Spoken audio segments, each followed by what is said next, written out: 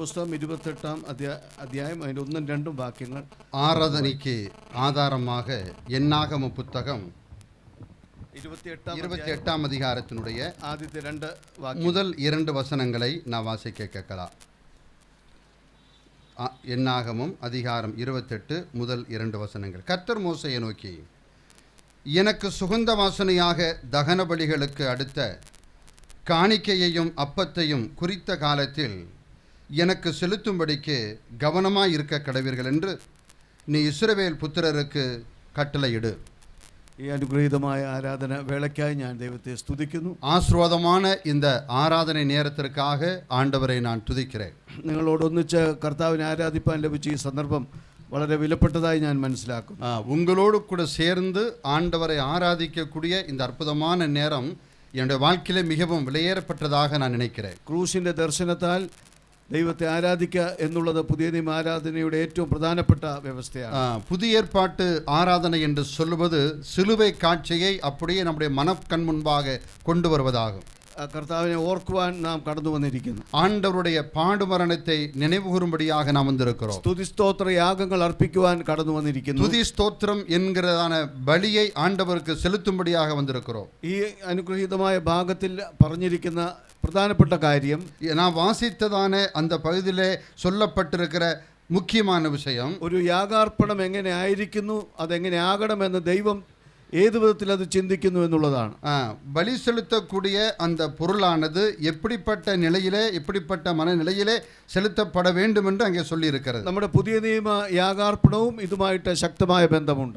புதிய ஏற்பாட்டில் இருக்கக்கூடிய அந்த ஆராதனைக்கும் நமக்கு இதற்கும் நல்ல ஒரு ஒற்றுமை இருக்கிறது. അതിന്റെ நிழலாയിട്ടാണ് ദൈവം ഇവിടെ ഇത് அருளி செய்திருக்கிறார். அதனுடைய நிழலாகத்தான் ஆண்டவர் இந்த பழைய ஏற்பாட்டிலே இந்த பகுதியை நமக்கு சொல்லி இருக்கிறார். அதாவது பலி செலுத்துவதற்கு அந்த பலி அந்த பொருளோடு கூட பிரிக்க முடியாதவைகளாக இருக்கக்கூடிய 4 விஷயங்கள். புதிய நியம ஆராதனையிலும் 4 வாக்குகள் அன்வர்த்தமான. புதிய ஏற்பாட்டு ஆராதனையிலுமே இந்த 4 வார்த்தைகள் மிகவும் முக்கியம் வாய்ந்தவையாக இருக்கிறது.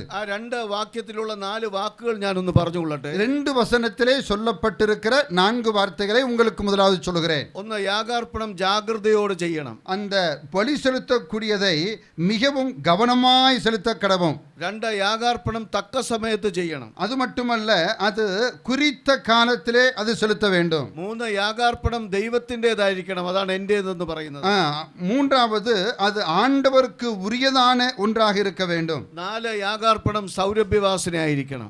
4வது, அது சுகந்த வாசனையாக இருக்க வேண்டும். ഈ 4 ലക്ഷണങ്ങൾ യാഗാർപ്പണത്തിൽ ഉണ്ടായിരിക്കണം. இந்த 4 விதமான காரியங்களும் பலி செலுத்துகிற போது இருக்க வேண்டியது அவசியம். ഈ 4 ലക്ഷണങ്ങളും പുതിയ നിയമ ആരാധനയിലും ഉണ്ടായിരിക്കുന്നു. இந்த 4 விஷயங்களும் புதிய ஏற்பாட்டு கால ஆராதனையாகிய நம்முடைய ஆராதனையிலும் இடம்பெற வேண்டும். നമ്മുടെ ഹൃദയത്തെ കൂടുതൽ ആരാധനാത്മകമാക്കുവാൻ ഈ ചിന്തകൾ നമ്മളെ സഹായിക്കും. இந்த சிந்தனையானது நாம் ஆண்டவரை இன்னும் அதிகமாய் ஆராதிப்பதற்கு, நம்முடைய இதயத்தை பக்குவப்படுத்துவதற்கு அது உறுதுணையாக இருக்கட்டும். ഈ 4 വാക്കുകളും ദൈവം ആവശ്യപ്പെടുമ്പോൾ, இந்த 4 விஷயங்களை ஆண்டவர் எதிர்பார்க்கும் போது, ആ 4 കാര്യങ്ങളും ദൈവം ചെയ്ത 4 കാര്യങ്ങളാണ്. அது எல்லாமே ஆண்டவரே செய்ததான காரியமாக இருக்கிறது. അതുപോലെ അത് നമ്മളിൽ നിന്നും ആഗ്രഹിക്കുന്നു എന്നുള്ളതാണ്. அதைத்தான் நம்மிடத்திலுமிருந்து ஆண்டவர் எதிர்பார்க்கக்கூடியவராக இருக்கிறார். ഒന്ന്, ജാഗ്രത എന്നുള്ള വാക്ക്. ஒன்று, கவனம். ദൈവം വളരെ ഗൗനത്തോടു കൂടെയാണ് യാഗാർപ്പണം നൽകിയത്. தேவன் மிகவும் கவனமாகத்தான் இந்த பலியை நமக்கு செலுத்தியிருக்கிறார். ക്രൂശിലെ യാഗാർപ്പണം ഏറ്റവും ഗൗനത്തോടു കൂടിയിട്ടുള്ളതാണ്. சிலுவையில் இருக்கக்கூடியதான அந்த பலியானது மிகவும் கவனமாய் செய்ததான ஒன்றாய் இருக்கிறது. യെശയ്യാപ്രവചനം 53-ാം അധ്യായത്തിൽ ക്രിസ്തുവിന്റെ ക്രൂശ് മരണത്തെ കുറിച്ച് പറയുന്നുണ്ട്. ஏசாயா தீர்க்கதரிசியின் புத்தகம் 53-ாம் அதிகாரத்திலே சிலுவை மரணத்தை மிக தெளிவாக சொல்லி இருக்கிறது. ഏകാഗ്രതയോടെ ഗൗനത്തോടെ ക്രിസ്തു തന്റെ പ്രാണനെ അർപ്പിച്ചു എന്നാണ് പറഞ്ഞിരിക്കുന്നത്. ஆண்டவர் மிகவும் கவனமாக தம்முடைய ஜீவனை கொடுத்ததாக நாம் பார்க்கிறோம். കർത്താവ് ഗവനത്തോടുകൂടെ ഏകാഗ്രതയോടെ തന്റെ ജീവനെ കൊടുത്ത് യാഗാർപ്പണം மிகவும் கவனமாக அவர் தன்னுடைய உயிரை அவர் அங்கே கொடுக்கிறார். നമ്മുടെ യാഗാർപ്പണവും ഗൗനത്തോടെ ജാഗ്രതയോടെ ആയിരിക്കണം. நாம் ஆராதிக்கக்கூடிய நம்முடைய ஆராதனையும் கூட மிக கவனமாக இருக்க வேண்டும் என்று பார்க்கிறோம். അന്യ ചിന്തകളെല്ലാം നാം മാറ്റി വെക്കണം. இந்த நேரத்தில் வேற உலக பிரகாரமான எந்த சிந்தனைகளும் நம்மை ஆட்கொள்ள கூடாது. ക്രൂശിൽ തന്നെ നമ്മുടെ ഹൃദയം ഏകാഗ്രമായി நம்முடைய இதயமானது சிலுவைக்கு நேராக சிலுவையை பற்றினதாகவே இருக்க வேண்டும். അവന്റെ കഷ്ടാനുഭവങ്ങളെ നാം ധ്യാനിച്ചുകൊണ്ടിരിക്കണം. அவருடைய பாடு மரணங்களை நாம் நினைத்துக் கொண்டே இருக்க வேண்டும். കാരണം അവൻ നമുക്ക് വേണ്ടി ജാഗ്രതയോടെ അർപ്പിച്ചു. காரணம் அவர் நமக்காக கவனமாய் தன்னை பலியாக அர்ப்பணித்தார். രണ്ടാമത്തെ വാക്ക് തക്ക സമയം എന്നുള്ള വാക്കാണ്. இரண்டாவது காரியம் ஏற்ற நேரத்தில் குறித்த நேரத்தில் என்று பார்க்கிறோம். മനുഷ്യന്റെ വീണ്ടെടുപ്പിനോടുള്ള ബന്ധത്തിൽ ദൈവം എല്ലാം തക്ക സമയത്താണ് ചെയ്തത്. மனிதனை மீட்டெடுக்கும்படியான அந்த காரியத்தை குறித்த காலத்திலே ஆண்டவர் செய்து முடித்தார். തക്ക സമയത്താണ് ഇസ്രായേൽ മക്കളെ കനാനിലേക്ക് കൊണ്ടുവന്നത്. குறித்த காலத்திலே தான் ஆண்டவர் இஸ்ரவேல் மக்களை கானான் தேசத்திற்கு கொண்டு வந்தார். തക്ക സമയത്താണ് ലോകരക്ഷകനെ അവരിൽ നിന്ന് ഉത്ഭവിപ്പിച്ചത്. குறித்த காலத்திலே உலக ரட்சகரை அவர்களிலிருந்து ஆண்டவர் எடுக்கிறார். ക്രിസ്തുവിന്റെ നമുക്കുള്ള മരണത്തെക്കുറിച്ച് റോമാലേഖനത്തിൽ പറയുന്നതും തക്ക സമയത്ത് ക്രിസ്തു അഭക്തർക്ക് വേണ്ടി മരിച്ചു. ரோமருக்கு எழுதின நிருபத்திலே ஆண்டவராய் இயேசு கிறிஸ்துவினுடைய மரணத்தை பற்றி சொல்லுகிற போது குறித்த காலத்திலே அக்கிரமக்காரருக்காக அவர் மரித்தார் என்று சொல்கிறார். നാം കർത്താവിനെ രക്ഷിതാവായി സ്വീകരിച്ചതും ദൈവാത്മാവിനാൽ സ്വീകരിച്ചതും തക്ക സമയത്താണ്. நாமும் கூட ஆண்டவராகிய இயேசு கிறிஸ்துவை ஏற்றுக்கொண்டதும் ரட்சிக்கப்பட்டது எல்லாமே குறித்த நேரமாக இருந்தது. നമ്മുടെ ശരീരത്തിന്റെ വീണ്ടെടുപ്പിന് വേണ്ടി ക്രിസ്തു പ്രത്യക്ഷപ്പെടുമ്പോൾ അവിടെയും ഉപയോഗിച്ചിരിക്കുന്ന വാക്ക് തക്ക സമയത്ത് ദൈവം ആ പ്രത്യക്ഷത വരുത്തും. நம்முடைய சரீர மீட்பானது குறித்த நேரத்திலே அந்த காரியம் நடைபெற போகிறது. നമ്മുടെ വീണ്ടെടുപ്പിനോടുള്ള ബന്ധത്തിൽ ദൈവത്തിന്റെ സമയം തക്ക സമയമായിരുന്നു. நம்மை மீட்டெடுக்கும்படியான அந்த விஷயமானது குறித்த நேரத்திலே ஆண்டவர் செய்து முடித்தார். അതുകൊണ്ട് ദൈവം ആഗ്രഹിക്കുന്നത് നമ്മുടെ യാഗാർപ്പണവും തക്ക സമയത്ത് തന്നെയായി. ஆகவே நாம் பலி செலுத்தக்கூடிய அந்த காரியம் கூட ஏற்ற நேரத்திலே இருக்க வேண்டும். വ്യക്തിപരമായ ഏത് സന്ദർഭത്തിലും നമുക്ക് ദൈവത്തെ ആരാധിപ്പാൻ വ്യക്തിപരമായി ആരാധിപ്പാനുള്ള അവകാശമുണ്ട്. தனிப்பட்ட முறையிலே எப்போது வேண்டுமானாலும் எந்த நேரத்தில் வேண்டுமானாலும் ஆண்டவரை நாம் ஆராதிக்கலாம். എന്നാൽ ദൈവസഭയായി ആഴ്ചവട്ടത്തിന് ഒന്നാം നാളായി കൂടി വന്ന് ஆனால் சபையாக வாரத்தின் முதல் நாளிலே நாம் கூடி வருகிற போது സ്മാരക വസ്തുക്കൾ വെച്ചുകൊണ്ട് அவருடைய மரணத்தை நினைவுபடுத்தக்கூடிய இந்த சின்னங்களை வைத்துக்கொண்டு ക്രൂശ് മരണത്തെ ഓർത്തുകൊണ്ട് அவருடைய சிலுவை மரணத்தை நினைவு கூர்ந்தவர்களா ദൈവസഭ വാക്കാൽ സ്തുതിസ്തോത്രയാഗങ്ങൾ അർപ്പിക്കുന്നത് தேவனுடைய சபையானது ஏக மனதோடு கூட ஆண்டவருக்கு ஆராதனை செலுத்துகிற போது തികച്ചും തക്ക സമയം തന്നെയാണ്. அது குறித்த நேரத்திலே இருக்க வேண்டும். രണ്ട് വാക്കുകളും ഇവിടെ അന്വർത്ഥമാകും നമുക്ക് കാണുവാൻ. அந்த ரெண்டு வார்த்தைகளும் மிக முக்கியம் வாய்ந்த ஒன்றாக இருக்கிறது. മൂന്നാമത്തെ വാക്ക് ദൈവം പറയുന്നത് എനിക്ക് എന്റെ യാഗമെന്നാണ്. அங்கே எனக்கு சுகந்த வாசனையாக என்று நாம் பார்க்கிறோம். ആരാധന എന്ന് പറയുന്നത് നാം അർപ്പിക്കുന്നതാണ്, അത് നമുക്കറിയാം. ஆராதனை என்று சொல்வது ஆண்டவருக்கு கொடுப்பது. എന്നാൽ നാം സ്വയമായിട്ട് എന്ത് കൊടുത്താലും അത് ദൈവത്തിന് സ്വീകാര്യമല്ല. நம்முடைய சுயமாக எதை கொடுத்தாலும் ஆண்டவர் அதை அங்கீகரிப்பதில்லை. അത് ശിക്ഷായോഗ്യമാണ്. அது மரண தண்டனைக்கு பாத்திரமானது. എന്നാൽ എന്താണ് നാം അർപ്പിക്കുന്നത്? எதை நாம் கொடுக்க வேண்டும்? ദൈവത്തിൽ നിന്ന് ആദ്യം പ്രാപിക്കുക, അത് ദൈവത്തിന് അർപ്പിക്കുക. ஆண்டவரிடத்திலிருந்து முதலாவது பெற்றுக்கொள்ள வேண்டும், அதை அவருக்கு திரும்ப கொடுக்க வேண்டும். ദൈവത്തിന് പ്രാപിക്കാത്തവർക്ക് ദൈവത്തിന് അർപ്പിക്കുവാൻ കഴിയില്ല. தேவனிடத்திலிருந்து பெற்றுக்கொள்ளாத ஒருவனாலே தேவனுக்கு கொடுக்கவும் முடியாது. അത് ദൈവത്തിന് സ്വീകാര്യമല്ല.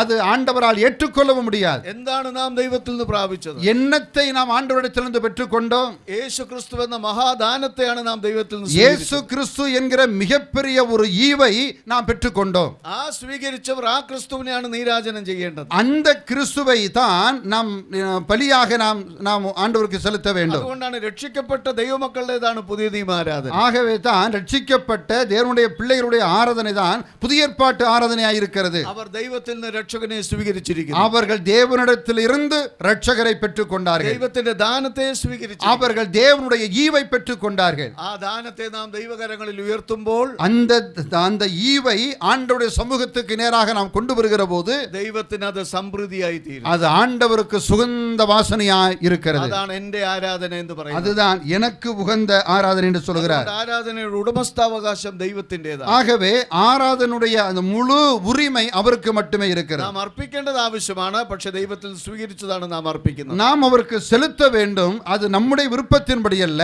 அவரிடத்திலிருந்து பெற்றுக்கொண்டதை அவருக்கு நாம் செலுத்த வேண்டும். അതാണ് സ്തുതി സ്തോത്രയാഗങ്ങൾ. அதுதான் துதி ஸ்தோத்திரம் என்கிறதான அந்த பலி.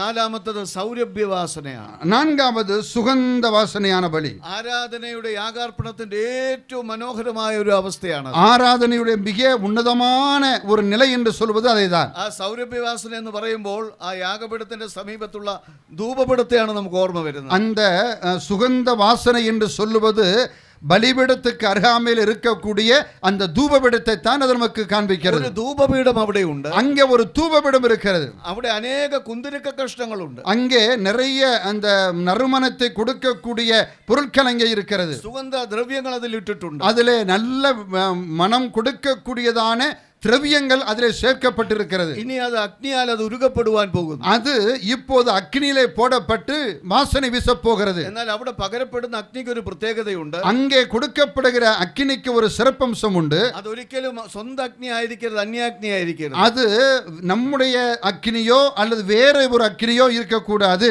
അത് യാഗപീഠത്തിൽ കത്തിയ അഗ്നിയായിരിക്കണം. அது பலிபீடத்திலிருந்து கொண்டு வந்ததான அக்னியாக அது இருக்க வேண்டும். യാഗപീഠത്തിൽ കത്തിയ അഗ്നിയായിരിക്കണം ധൂപപീഠത്തിൽ കത്തിക്കേണ്ടത്. அதாவது பலிபீடத்திலிருந்து கொண்டு வரப்பட்டதான அந்த அக்னியினாலே இந்த தூபபீடத்தினுடைய அக்னியானது ஏற்றப்பட வேண்டும். യാഗപീഠത്തിൽ അഗ്നിക്ക് ഒരു പ്രത്യേകതയുണ്ട്. பலிபீடத்தில் இருக்கக்கூடிய அக்னிக்கு கூட ஒரு சிறப்பம்சம் உண்டு. അതും സ്വന്തം അഗ്നിയോ അന്യാഗ്നിയോ ആകാൻ പാടില്ല. அதுவும் கூட சொந்த நம்முடைய மனிதனுடைய அக்னியோ அல்லது வேற எங்கேயோ இருந்து கொண்டு வந்ததோ இருக்கக்கூடாது. அது சொர்க்கத்தில் നിന്ന് കത്തിയ അഗ്നിയായി, அது பரலோகத்திலிருந்து இறங்கி வந்ததான அக்னியாக இருக்க வேண்டும். സ്വർഗ്ഗത്തിൽ നിന്ന് യാഗപീഠത്തിൽ കത്തിയ അഗ്നി பரலோகத்திலிருந்து பலிபீடத்துக்கு வந்ததான அந்த அக்னியானது യാഗപീഠത്തെ ദഹിപ്പിച്ചതിനു ശേഷം பலிபீடத்தில் இருக்கக்கூடிய பலி மிருகங்களை பட்சித்ததற்கு பிற்பாடு അതേ അഗ്നി ധൂപപീഠത്തിലേക്ക് വരും. அந்த அக்னியிலே எடுத்து தூபபீடத்தில் வைக்க வேண்டும். പല കുന്തിരിക്ക കഷ്ണങ്ങൾ അവിടെ കിടപ്പുണ്ട്. அங்கே நல்ல சாம்பிராணி போன்றதான நறுமணத்தை கொடுக்கக்கூடியதான பொருட்கள் அங்கே இருக்கிறது. ഒരു കാലത്ത് പല സ്ഥാനങ്ങളിൽ കിടന്ന സാമ്പ്രാണി കഷ്ണങ്ങൾ, அதெல்லாமே ஒரு காலத்திலே பல்வேறு இடங்களிலே இருந்ததானதான பொருட்கள், പല ആകൃതിയിലും വ്യക്തിത്വത്തിലും കിടന്നിരുന്നതാണ്. அது பல ரூபங்களிலே பல கோணங்களிலே இருந்ததான அந்த பொருட்கள். ഇന്ന് അത് ഒരു ധൂപപീഠത്തിലേക്ക് കടന്നു വന്നു. ஆனா இப்போது அது ஒரே தீபபீடத்துக்குள்ளாக கொண்டு வரப்பட்டிருக்கிறது. സ്വർഗ്ഗത്തിൽ നിന്ന് കത്തിയ അഗ്നി അതിലേക്ക് പകരപ്പെടുന്നു.